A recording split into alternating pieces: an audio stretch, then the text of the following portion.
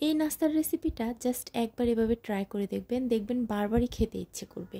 এই রেসিপিটা সবাই নিশ্চয়ই পারেন, তবে আজকে আমি এমনভাবে এই রেসিপিটা শেয়ার করব যে আপনারা একবার বানালে বারবার বানাতে ইচ্ছে করবে। প্রথমে রেসিপিটি করার জন্য আমি 1.5 কাপ ময়দা নিয়ে নিচ্ছি, আটাও নিতে পারেন। 1 চা চামচ চিনি দিয়ে দিচ্ছি আর পরিমাণ মতো দিয়ে দিচ্ছি লবণ। এরপর হাত দিয়ে ভালো করে মিশিয়ে নিচ্ছি। 1.5 টেবিল চামচ তেল দিয়ে ময়দাটাকে ভালো করে মিশিয়ে নিতে হবে। তেল মিশানোর অংশটুকু কেটে গিয়েছে, এটা অবশ্যই করতে হবে।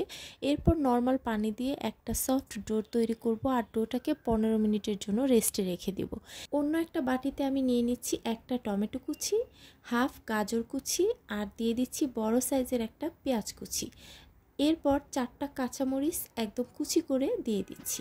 পরিমাণ মতো লবণ দিয়ে দিব আর প্রথমে এই সবজিগুলোকে একসাথে ভালোভাবে মিশিয়ে নিব। এরপর এখানে দিয়ে দিব 2টা ডিম। ডিম 2টা দিয়ে আবারও ভালো করে মিশিয়ে এক পাশে রেখে দিব।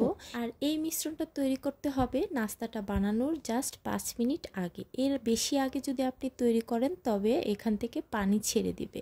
এবার ডোটা নিয়ে নিচ্ছি আর 15 মিনিট রেস্টে রাখার কারণে ডোটা একদম সফট হয়ে গেছে। এবার আমি ডোটাকে নিয়ে কিছুক্ষণ ভালো করে মথে নিয়ে এরপর আমি 3টা ভাগ করে নিচ্ছি। একটা ভাগ নিয়ে এবার এরকম পাতলা করে একটা এবং বড় সাইজের একটা রুটি তৈরি করতে হবে। এবার যে ডিম এবং সবজির মিশ্রণটা আমি তৈরি করেছিলাম এখান থেকে আন্দাজ করে 3 ভাগের 1 ভাগ আমি এই রুটির উপরে দিয়ে দিচ্ছি, কারণ আমি 3টা রুটি তৈরি করব আর এই মিশ্রণটা যাতে 3টাতে দেয়া যায় সেই আন্দাজ করে আমি একটার উপরে প্রথমে দিয়ে দিচ্ছি। এরপর রুটিটাকে এভাবে ভাঁজ করে নিচ্ছি, দেখেই বুঝতে পারছেন। আর হাত দিয়ে হালকাভাবে চেপে তারপরে সিল করে দিতে হবে। এরপর আগেই চুলায় তেল গরম করে রেখেছিলাম, এবার একটা নাস্তা আমি এর মধ্যে দিয়ে দিলাম আর এটাকে এক পাশ যখন শক্ত হয়ে যাবে তখন এভাবে উল্টে দিতে হবে এবং দেখতে পারবেন উল্টে দেওয়ার পরে এটা সুন্দর মতো ফুলে উঠেছে।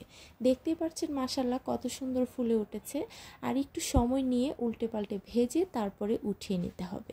এরকম হালকা ডুবো তেলে আর একটু ধৈর্য সহকারে আপনি যদি এই মোগলাই পরোটাটা ভাজেন তাহলে এটা দেখতে যেরকম সুন্দর হবে খেতেও হবে অসম্ভব মজার।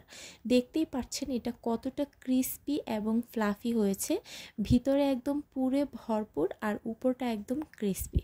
এইভাবে আপনি বাসায় সহজেই মোগলাই পরোটা তৈরি করতে পারবেন আর দেখবেন বাসার সবাই খুবই পছন্দ করবে। আজকে এ পর্যন্তই, আল্লাহ হাফেজ।